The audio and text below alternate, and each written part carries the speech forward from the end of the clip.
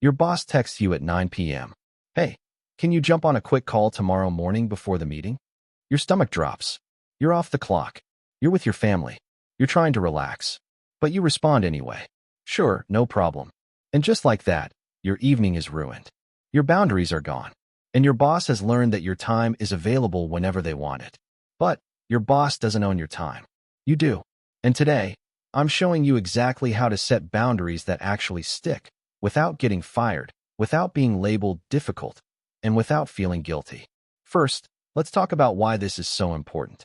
Without boundaries, work will consume your entire life. It starts small, answering one email after hours, checking Slack on the weekend just to stay in the loop, or agreeing to one last-minute project. But over time, it snowballs. Suddenly you're working nights and weekends, never fully disconnecting, feeling guilty for taking time off, or prioritizing work over everything else in your life. And worst of all, your employer will never stop asking for more. It's not malicious most of the time. It's just how the system works. If you're willing to give more, they'll take more. That's capitalism. So if you don't set boundaries, nobody will set them for you. Your time, your health, your relationships, they'll all get sacrificed on the altar of just one more thing. Boundaries aren't selfish. They're survival. So why is it so hard to set boundaries at work? Reason number one, you're afraid of being seen as lazy or uncommitted. There's this toxic belief that if you're not always available, you're not a team player. That if you leave at 5 p.m. on the dot, you're not ambitious. That if you don't answer emails at 10 p.m., you don't care about your job. But that's BS. Setting boundaries doesn't mean you're lazy. It means you value your time and well-being. Reason number two, you're afraid of being replaceable. In a world where job security is a joke, people are terrified of losing their income. So they overwork. They say yes to everything. They make themselves indispensable by being available 24/7.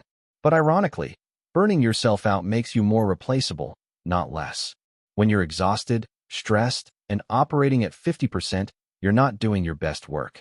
You're just surviving. And eventually, you'll burn out completely, and then you'll be replaced anyway. Reason number three, you feel guilty. Society has conditioned us to feel guilty for prioritizing ourselves. Taking a sick day when you're actually sick? Guilt. Leaving work on time? Guilt. Not answering emails on vacation? Guilt. But if you want the truth, your employer would replace you in a heartbeat if it served their bottom line. So why are you sacrificing your life for a company that sees you as a line item on a budget? Stop feeling guilty for protecting your time. All right, enough theory.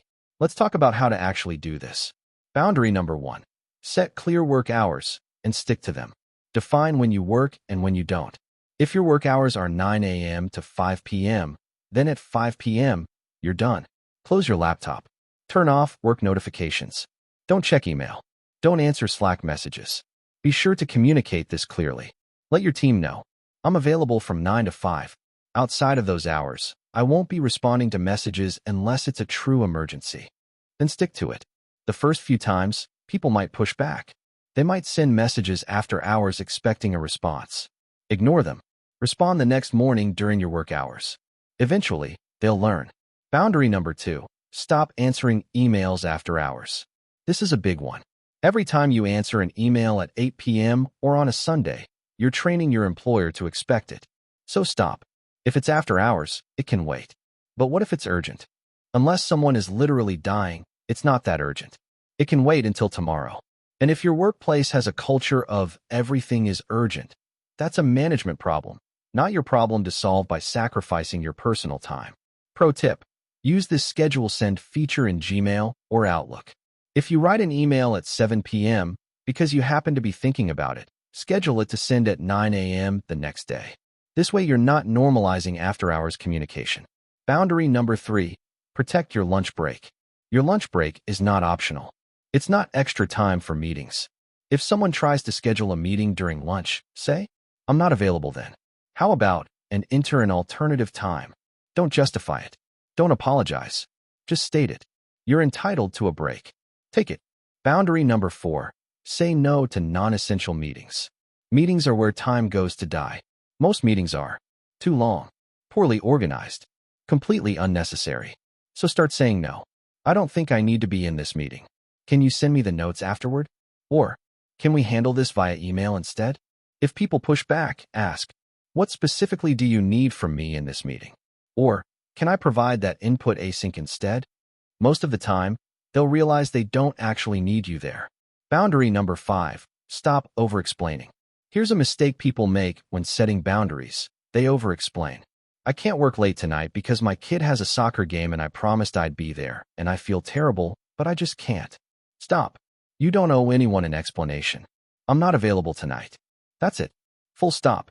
The more you explain, the more you invite pushback. Keep it simple. Keep it firm.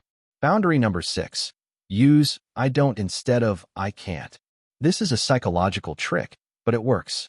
Instead of saying, I can't work this weekend, say, I don't work weekends. Can't sounds like you're asking for permission or making an excuse. Don't sounds like a firm personal policy. People respect firm policies more than they respect excuses. Boundary number 7. Take all your vacation days. If you have vacation days, use them. Don't let them expire. Don't feel guilty. Don't check email while you're on vacation. You earn that time. Take it.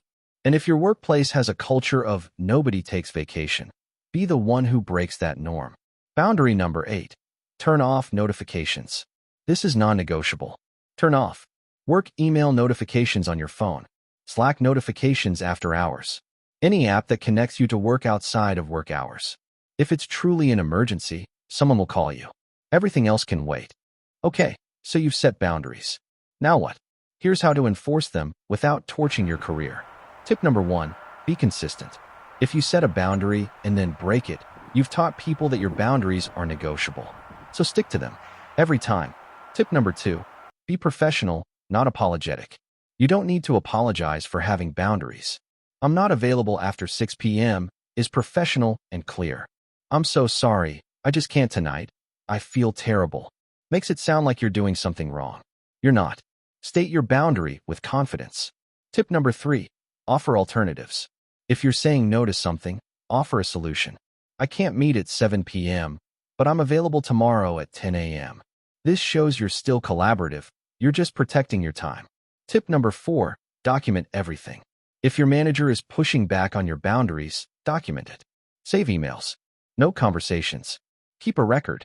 If things escalate, you'll have proof. Tip number 5, know your rights.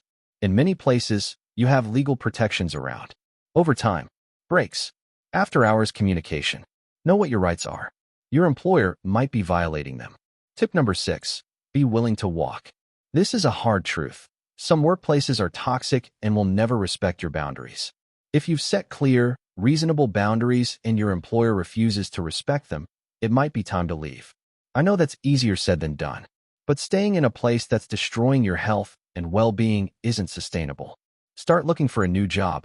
Build an exit plan. You deserve better. So what actually happens when you start setting boundaries? In the short term, people might push back. They might be surprised.